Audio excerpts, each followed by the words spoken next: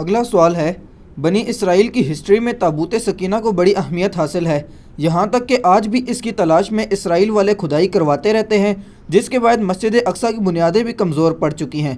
آخر اس تابوت میں کیا خاص چیز ہے جس کی تلاش ہے؟ اس تابوت کے ساتھ اسی طرح کی عقیدت وابستہ ہے جیوز کی، جس طرح کی ہماری عقیدت نبی صلی اللہ علیہ وآلہ وسلم کے تبرکات کے ساتھ ہے۔ تابوت سکینہ میں سیدنا موسیٰ علی نبینا و علیہ الصلاۃ والسلام اور سیدنا ہارون علی نبینا و علیہ الصلاۃ والسلام کے تبرکات موجود ہیں، یعنی عصا موسوی، یہ جو وہ کلیم کرتے ہیں۔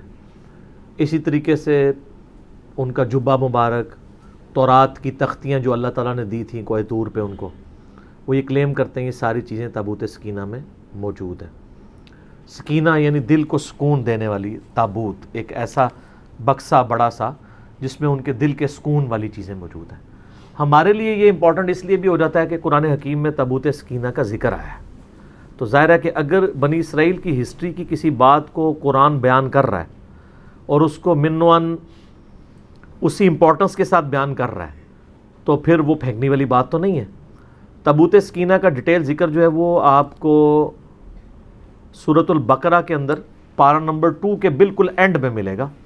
بنی اسرائیل کی ہسٹری کے پوائنٹ آف ویو سے میں آیات آپ کو بتا دیتا ہوں۔ اصل میں بنی اسرائیل کے بارے میں سورہ بنی اسرائیل کے سٹارٹ میں ہے کہ اللہ تعالیٰ نے ان پر 2 عروج اور 2 زوال بھیجے تھے۔ ان کا جو پہلا عروج ہے نا وہ حضرت طالوت علیہ السلام کے ذریعے ہے، اور اس کے بعد حضرت داؤد علیہ السلام منظر عام پہ آئے، اور پھر ان کے بیٹے سلیمان علیہ السلام۔ ان کی جو پہلی خلافت راشدہ ہے وہ ان 3 بندوں پر مشتمل ہے، حضرت طالوت کے 16 سال، حضرت داؤد کے 40 سال اور سلیمان علیہ السلام کے بھی 40 سال۔ آلموسٹ آپ سمجھ لیں 100 سال ان کی خلافت راشدہ رہی ہے۔ ان کا وہ پہلا عروج تھا۔ اس میں میرا مسئلہ نمبر 127A ڈیٹیل سے ریکارڈڈ موجود ہے۔ اس کا آغاز کہاں سے ہوا کہ جو وقت کے پیغمبر تھے سموئیل، ان کا نام قرآن میں نہیں ہے لیکن تورات میں ہمیں ملتا ہے۔ ان کو بنی اسرائیل نے کہا کہ ہم کافروں کے ہاتھوں پٹ رہے ہیں، آپ ہمارے لیے کوئی ایسا سپہ سالار مقرر کریں کہ اس کے نیچے ہم جہاد کریں اور ہم کافروں سے یروشلم اور شام کی حکومت واپس چھینیں، ہمارے آباء و اجداد کا وہ مسکن ہے۔ یہ پورے کا پورا واقعہ سورۃ البقرہ میں پارہ نمبر 2 کے بالکل آخری 2 صفحے پڑھیں نا، پارہ نمبر 2 کے آخری 2 صفحے، جہاں سے تیسرا پارہ شروع ہوتا ہے اس سے پہلے والے، وہ سٹارٹ اس سے ہوتا ہے۔ اب میں وہ ساری آیات پڑھ کے اگر بیان کروں گا تو آدھا پونا گھنٹہ لگ جائے گا۔ اصل میں جو چیز ہے وہ تابوت سکینہ والی ہے، وہ میں آپ کو بتا دوں گا۔ تو پھر حضرت سموئیل علیہ السلام نے ان کے لیے جو ہے وہ طالوت کو مقرر کیا ان کا سپہ سالار۔ حالانکہ انہوں نے پہلے کہا تھا کہ جب میں سپہ سالار مقرر کروں پھر آپ نے اختلاف نہیں کرنا، وہی ہوا۔ انہوں نے کہا کہ یہ ایک عام سا آدمی ہے، غریب آدمی ہے، اس کا اونچا سٹیٹس نہیں ہے، تو انہوں نے کہا کہ اللہ تعالیٰ نے اسے علم اور جسم میں طاقتور بھی تھا اور علم بھی تھا، تم پہ فوقیت دی ہے۔ اللہ تعالیٰ نے یہ تو نہیں دیکھنا بھی کون اونچی نسل کا ہے، اللہ کے لیے تو سارے برابر ہیں۔ تو اس وقت پھر اللہ تعالیٰ نے وحی کے ذریعے حضرت سموئیل علیہ السلام کو ایک چیز بتائی تھی جس کی وجہ سے بنی اسرائیل کو صبر آ سکتا تھا، اور وہ یہ ہے جب انہوں نے اختلاف کیا، انہوں نے علمی دلائل تو رکھے لیکن یہ کہاں سے یہ لوگ ماننے والے بنی اسرائیل، تو وہ اللہ تعالیٰ نے سورۃ البقرہ کی آیت نمبر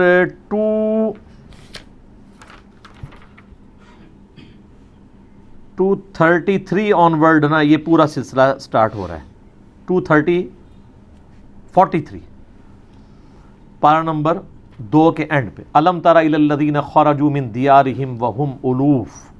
اس کے بعد آگے جا کے آتا ہے وقال لهم نبیہم، اور ان کے پیغمبر نے ان سے کہا، یعنی سموئیل کا نام یہاں پہ نہیں آیا، وہ آپ کو تورات سے ملتا ہے، اولڈ ٹیسٹمنٹ سے۔ ان اللہ قد بعث لکم طالوت ملکا، کہ بے شک اللہ نے طالوت کو تمہارے لیے بادشاہ مقرر کیا ہے۔ اچھا، اس سے ملوکیت بھی لوگ ثابت کرتے ہیں، اور بھائی طالوت کو بادشاہ اللہ نے مقرر کیا تھا، بنو امیہ اور بنو عباس کے لوگوں کو اللہ نے نہیں مقرر کیا تھا۔ وہ تو مسند ابی یعلا میں حدیث ہے صحیح سند کے ساتھ، نبی علیہ السلام نے اپنی وفات سے چند دن پہلے خواب میں دیکھا کہ بنو مروان کے بندر میرے ممبر پر کود رہے ہیں، اور ابو ہریرہ کہتے ہیں پھر آپ علیہ السلام اپنی وفات تک مسکرائے نہیں۔ ان حکمرانوں کو تو نبی اسلام بندر کہہ کے گئے ہیں. ان کی ملوکیت قرآن سے ثابت کرتے ہیں بھئی یہ اللہ نے بادشاہ مقرر کیا تھا, داؤد کو اللہ نے بادشاہ مقرر کیا تھا. یہ دو ڈیفرنٹ چیزیں. کیونکہ اسی کی تفسیر میں نا وہ سعودیہ والا جو قرآن ہے نا, صلاح الدین یوسف والا, انہوں نے اس میں سے یہ تحریف ہر بندے نے کی ہے تفسیر میں, یہ ذہن میں رکھیے گا. اپنی اپنی نوکری سب نے سیدھی کی ہوئی ہے. اگر بریلویوں نے ڈنڈیاں ماری ہیں تو اہل حدیثوں نے بھی ماری ہیں, دیوبندیوں نے بھی ماری ہیں, شیعہ نے بھی ماری ہیں. ہم نہیں مارتے. کیوں؟ کیونکہ نام ہے بابی, نام ہے بابی, میں ہوں مسلم, علمی کتابی. اچھا جی. قالوا انا یکون لہ الملک علینا ونحن احق بالملک, وہ کہنے لگے یہ ہم پہ کیسے بادشاہت کر سکتا ہے جبکہ ہم زیادہ حقدار ہیں.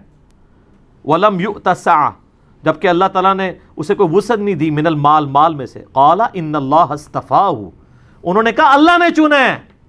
یہ بنو امیہ بنو عباس کو اللہ نے نہیں چنا, ان کو اللہ نے چنا ہے. علیکم, تم پر. وزادہ بسطۃ فی العلم والجسم, اور دیکھو اس کو کشادگی دی ہے تم پر علم اور جسم کے ذریعے, طاقتور بھی ہے علم والا بھی, یہ کرائٹیریا. واللہ یؤتی ملکہ من یشاء, اللہ جسے چاہتا ہے اپنا ملک دیتا ہے. واللہ واسع علیم, اللہ تعالیٰ وسعت والا علم والا ہے. وقال لهم نبیہم, پھر ان کے نبی نے ان سے کہا, ان آیت ملکہ, بے شک اس کی جو حکمرانی کی نشانی یہ ہے, یعنی یہ اللہ کی طرف سے اللہ کی تائید طالوت کو حاصل ہے, اس کی نشانی یہ ہے این یاتیکم التابوت, کہ تمہارے پاس وہ تابوت آ جائے گا واپس, فیہ سکینہ, جس میں تمہارے لیے دل کا سکون ہے. یہ تابوت سکینہ کا لفظ یہاں سے لیا, من ربکم, تمہاری طرف, تمہارے رب کی طرف سے. وبقیۃ مما ترک آل موسیٰ و آل ہارون, جس کے اندر موسیٰ علیہ السلام اور ہارون علیہ السلام کے چھوڑے ہوئے یعنی تبرکات آپ کہہ لیں اس کو, یا اس کے یعنی باقیات موجود ہیں. تحملہ الملائکہ, اس کو اٹھائے ہوئے آئیں گے فرشتے. ان فی ذلک لآیۃ لکم ان کنتم مؤمنین, اس میں اللہ تعالیٰ کی طرف سے تمہارے لیے نشانی ہوگی اگر تم واقعی سچے ایمان لانے والے ہو. کہ یہ جسٹیفائی کر دے گا, وہ تابوت سکینہ ان سے چھین چکا تھا, کیونکہ کافروں نے جب ان پہ قبضہ کیا وہ تابوت بھی ساتھ اٹھا کے لے گئے. ان کا انہوں نے اتنا سنبھال کے رکھا ہے, کوئی قیمتی چیز ہے. جس طرح آپ کا وہ کہتے ہیں نالائن شریف چوری ہو گئے بادشاہی مسجد سے, 14-15 سال ہو چکے ہیں, تو وہ اٹھا کے لے گئے. اب اللہ تعالیٰ نے نشانی ظاہر کرنی تھی, تو وہاں پہ اللہ کا کرنا کیا ہوا, یہ آپ کو ڈیٹیلز پھر اسرائیلی روایتوں میں ملیں گے. وہاں پہ کافروں کے ہاں طاعون کا مرض, پلیگ کی وبا پھیل گئی, طاعون کی, اس میں لاکھوں لوگ مرتے تھے. تو ان کو ان کے بڑے بزرگوں نے, نجومیوں نے, انہوں نے کہا کہ یار یہ جو تم لوگ تابوت اٹھا کے لے آئے ہو نا, اس کی نوست پڑی ہے تم پہ, تو اس کو تابوت کو نا اس سے جان چھڑاؤ, یہ اس کی وجہ سے یہاں پہ طاعون کا مرض پھیلا ہے. تو انہوں نے ایک بڑا سا گڈھا لیا, اس کے آگے 2 بڑے بیل باندھے, اس پہ وہ بڑا سا وہ تابوت رکھا. اور یہ 10 کمانڈمنٹس فلم بنی ہوئی ہے ہالی ووڈ کی, انہوں نے اس میں فلمائی ہوئی چیزیں, اس کے اوپر انہوں نے اس کو لاد کے ہانک دیا. اور وہ جناب وہ اب بیلوں کو ساتھ انہوں نے بندہ شندہ اٹیچ کر دیا. بعد میں وہ بیل بھی انہوں نے چھڑوا کے ایک جگہ پہ اس کو کر دیا. اب واللہ عالم وہ یعنی فرشتے ہی ان بیلوں کو ہانک کے اس طرف لے کے آئے. بل قرآن تو کہتے ہیں نا فرشتے اٹھائے ہوئے لائیں گے, این ممکن ہے کہ یعنی فرشتے اس کو ہانک کے لائیں, فزیکلی فرشتے نہ ان کو نظر آئے ہوں, کیونکہ وہ تو بنی اسرائیل ہمیشہ کہتے تھے ہم نے فرشتے دیکھنے, فرشتے انہوں نے انہیں دیکھے. بلکہ نشانی ظاہر ہوئی کہ وہ تابوت سکینہ ان کے پاس واپس آ گیا, ان کو یقین آ گیا اچھا اب ہمارے پاس تبرک آ گیا, اونٹتے اسی جنگ جیتیے ہی جیتیے. پہلے تو وہ ڈرپوک ہوئے تھے, ویسے بعد میں بھی ڈرپوک ہی رہے, صرف 313 لوگ ہی ساتھ رہے, بخاری میں آتا ہے صرف 300+ لوگ. ہمارے غزوہ بدر میں بھی صحابہ کرام کی تعداد 313 تھی, اور ان کے غزوہ بدر میں جو طالوت اور جالوت کی جنگ ہوئی تھی, تو اب یہ طالوت کے مقابلے پہ جالوت فوج لے کے آیا. آپ کو تورات میں گولیت اس کا انگلش میں نام ملے گا, جالوت. اتنا اونچا اس کا قد تھا, باقی بنی اسرائیل کے فوجی تو بمشکل اس کی پنڈلیوں تک آتے تھے, اتنا اس کا قد تھا. پورے جسم پہ زرہ پہنی ہوئی ہوتی تھی اس نے, اور صرف ایک آنکھ اس کی ہوتی تھی جو ننگی ہوتی تھی دیکھنے کے لیے, باقی پورے جسم پہ لویا. آپ اس پہ تلوار کیا چلائیں گے, وہ تو ہاتھ سے پکڑ کے فوجی بار پھینک دیتا تھا, اتنا طاقتور تھا. تو حضرت داؤد علیہ السلام اس وقت ان کی عمر ہارڈلی 16-17 سال تھی. یہ گڈریے تھے, یعنی بھیڑ بکریاں پالا کرتے تھے. بچپن سے چونکہ ان کا یہ ایک ذریعہ تھا, ان کے پاس ایک گوپیا ہوتا تھا, یہ ساری ڈیٹیل آپ کو تورات میں اسرائیلی روایتوں میں ملے گی. گوپیا اس طرح ہوتا تھا کہ جیسے آپ یہ گلیل ہوتی ہے نا، اس میں آپ یوں پھینکتے ہیں. ایک گوپیا ہوتا ہے کہ آپ ایک چمڑے کا ایک سمجھ لیں دستانہ بنا ہوا، جس کے دوسرے اینڈ کے اوپر ایک رسی، اس میں وہ پتھر ڈال کے نا اس دستانے کو یوں گھماتے تھے نا، پھر یوں کر کے پھینکتے تھے نا، تو ان کا نشانہ اتنا پکا تھا کہ وہ شیروں کے جبڑے توڑ دیتے تھے اپنی بکریوں کی حفاظت کرنے کے لیے. شیروں کا شکار کرتے تھے. حضرت داؤد علیہ السلام 16 سال عمر تھی. اچھا، تو اب ظاہر مسلمان خوف کھا گئے اتنی بڑی بلا سامنے دیکھ کے. تو حضرت داؤد علیہ السلام نے کہا اس کو میں قابو کروں گا. حضرت داؤد علیہ السلام ایک اونچے مقام پہ کسی پہاڑی یا کوئی ٹیلا تھا اس پہ چڑھ گئے اور انہوں نے اپنا گوپیاں یوں گھمایا. آپ نشانہ دیکھیں وہ ایک ہی آنکھ کھلی ہوئی تھی، اس آنکھ سے اس کے دماغ کے اندر وہ چلا گیا اور وہ گولیت وہیں پہ مر گیا. جالوت، یہ قرآن میں اس کا ذکر بھی ہے نا، وہ جیسے ہی مرا تو وہ کانفیڈنس لوز، بلکہ اس میں الفاظ بھی ہیں تورات میں. حضرت داؤد علیہ السلام نے کہا اس نامختون کو میں دیکھتا ہوں. یعنی بنی اسرائیل جو ہے نا، وہ جو جنٹائلز ہیں نا ادر دین بنی اسرائیل، ان کو نامختون کہتے تھے. یہ ختنے نہیں کرواتے، ہم ابراہیمی ہم ختنے کرواتے ہیں. تو کافروں کو نامختون کہتے تھے. کہتے میں اس نامختون کو دیکھتا ہوں. پھر اس میں اب آپ دیکھیں نا، اس میں اللہ تعالیٰ نے ذکر بھی کیا ہے نا، انہی آیات میں آگے چل کے آتا ہے کہ اللہ تبارک و تعالیٰ نے کس طریقے سے وَقَتَلَ دَاوُودَ جالوت، قتل کر دیا داود نے جالوت کو. وَآتَاهُ اللَّهُ الْمُلْكَ وَالْحِكْمَةَ، تو اللہ نے ان کو بادشاہت اور حکمت. وَعَلَّمَهُ مِمَّا يَشَاءُ، اور اپنے علم میں سے جو چاہا سکھا دیا. یعنی پھر حضرت داؤد علیہ السلام منظر عام پہ آ گئے. وہ تو پھر سمجھ لیں آپ مین آف دا میچ قرار پائے نا اس پوری جنگ کے. تو پھر حضرت جو طالوت تھے، جو آرمی چیف تھے، انہوں نے اپنی بیٹی کی شادی کر دی حضرت داود کے ساتھ. 16 سال تک حضرت طالوت پھر مسلمانوں کے حکمران رہے. جب وہ فوت ہوئے تو ان کے سکسیسر پھر بنے حضرت انہی ساری چیزوں کو تو وہ پلی لیتے ہیں نا شیعہ بھی. وہ کہتے ہیں اگر حضرت طالوت کا داماد جو ہے وہ سکسیسر بنا ہے تو مولا علی کو بھی بننا چاہیے تھا. دوسری وہ دلیل اس سے لیتے ہیں کہ دیکھیں قرآن نے کرائٹیریا بتایا ہے کہ کرائٹیریا کسی بندے کا عمر میں بڑا ہونا نہیں ہے، علم اور جسم میں. تو وہ کہتے ہیں حضرت علی بہادری میں بھی باقی صحابہ سے زیادہ تھے اور علم میں بھی زیادہ تھے، تو حضرت علی کا حق بنتا تھا. یعنی وہ دلائل قرآن سے بھی پکڑتے ہیں. یہ میں نے ضمناً ذکر کیا، میں اب اس ٹاپک کو اناٹینڈڈ چھوڑ رہا ہوں. تو وہ سیم یہ والی آیات ہی پڑھ رہے ہوتے ہیں. تو حضرت طالوت کے داماد حضرت داؤد علیہ السلام، پھر وہ 40 سال مسلمانوں کے حکمران رہے. پھر ان کا بیٹا آگے سے حضرت سلیمان ابن داود، وہ 40 سال مسلمانوں کے حکمران رہے اس وقت، یعنی جو مسلمان تھے. تو اس میں وہ تابوت سکینہ کا ذکر ہے. باقی ظاہر تبرکات سے ہمیشہ سے انسانوں کو عقیدت رہی ہے، اور یہ تبرکات کی عقیدت کو بری چیز نہیں ہے اگر وہ جینون ہو. یہ صحیح وسیلہ شخصی ہے، یہ بات یاد رکھیے گا، یہ صحیح وسیلہ شخصی ہے. صحیح بخاری کے اندر حدیث ہے نا کہ ام سلمہ کے پاس کچھ اصحاب آئے تو انہوں نے ان کے پاس آبزرو کیا کہ محلے والے ان کے پاس برتن پانی کے بھیجتے ہیں. تو انہوں نے نبی علیہ السلام کا ایک بال مبارک ایک ڈبیا سے نکالا اور اس ڈبیا کو کہ وہ اس بال مبارک کو اس پانی کے لیے جو برتن تھے اس میں گھول کے تو وہ محلے والوں کو واپس کرتے تھے.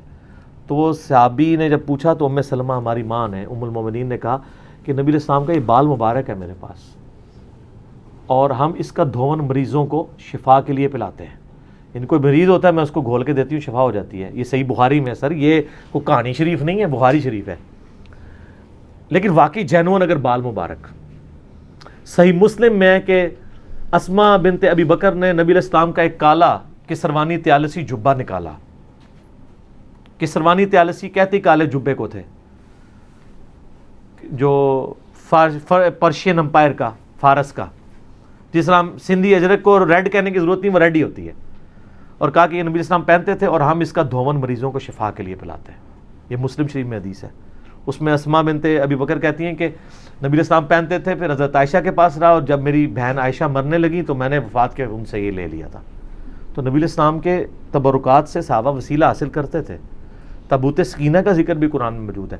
بس اب اس کے آگے جو صفرے لوگوں نے لگانے شروع کیے نا کہ کچھ کرنے کی ضرورت نہیں ہے، بس تبرکات پہ ہی چلتے رہو، نہ نماز پڑھنے کی ضرورت ہے، نہ کوئی اور کام کرنے کی ضرورت ہے.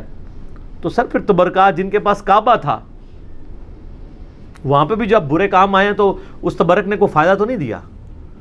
جس سرزمین میں خانہ کعبہ اور مدینہ شریف سے بڑے کو تبرکات ہیں, جہاں ہمارے نبی علیہ السلام اور ان کے جانسار صحابہ اور اہل بیت کی قبریں ہیں, ان کی جسم دفن ہے.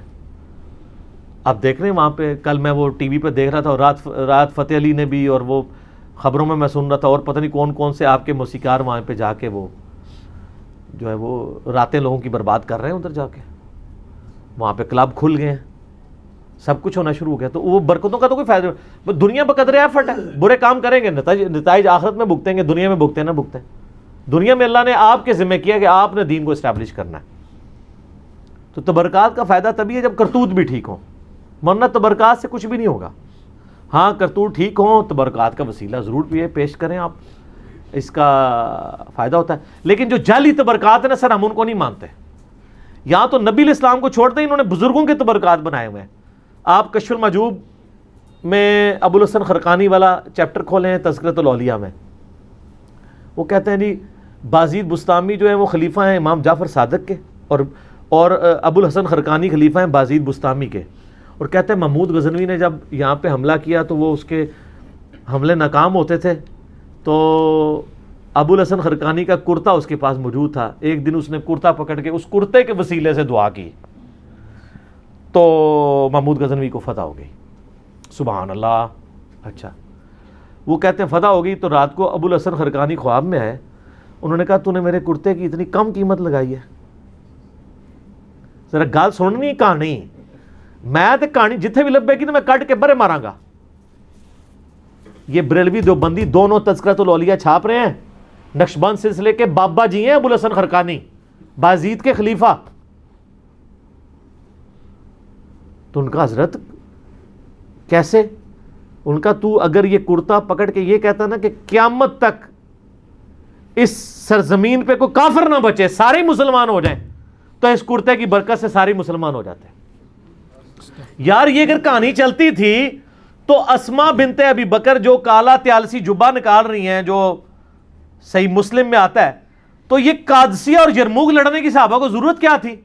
قادسیہ میں رسول اللہ کا کرتا لے جاتے اور دعا کرتے, وہ سارے مسلمان ہو جاتے.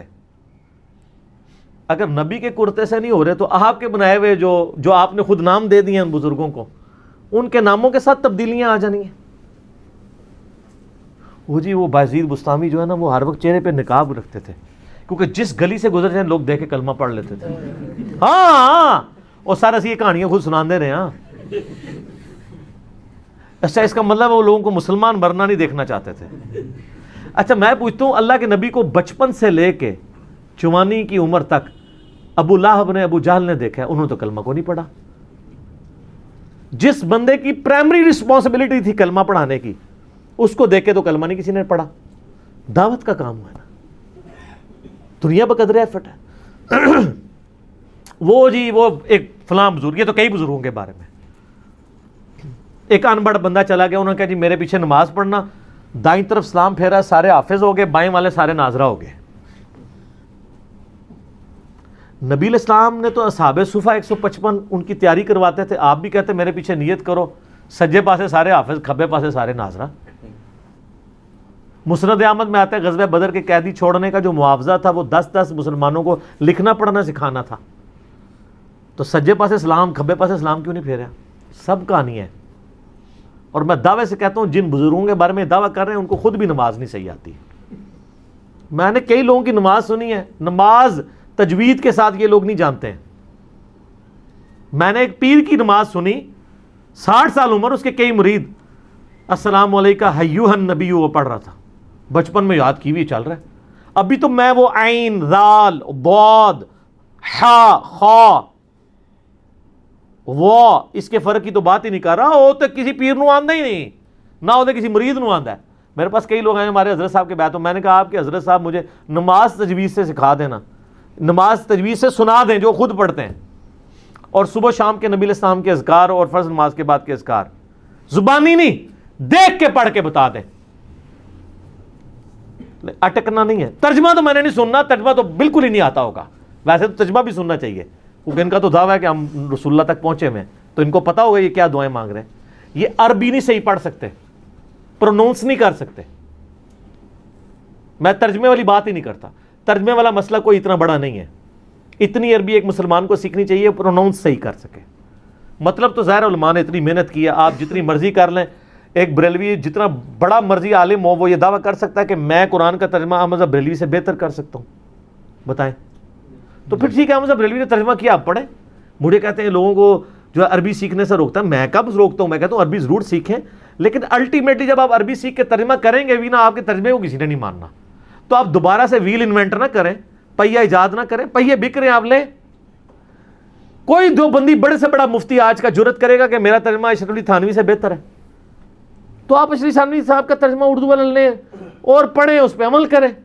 ہم تو کہتے ہیں علماء سے ہی پوچھ کے چلیں، ہم کب کہتے ہیں اپنے ترجمے خود کریں؟ یہی پلیٹ فارم ہے جو واحد پلیٹ فارم ہے جو کہتا ہے بریلوی ہو تو حمزہ بریلوی کا ترجمہ پڑھ لو، دیوبندی ہو تو چلو اپنے اشرف تھانوی کا پڑھ لو، اہل حدیث ہو تو جناح گھڑی کا پڑھ لو، شیعہ ہو تو سید فرمان علی شاہ صاحب کا پڑھ لو، اور اگر سادہ سے مسلمان ہو مودودی صاحب کا پڑھ لو، فتح محمد جلندری کا پڑھ لو، اور پڑھو صحیح، ٹھیک ہو گیا۔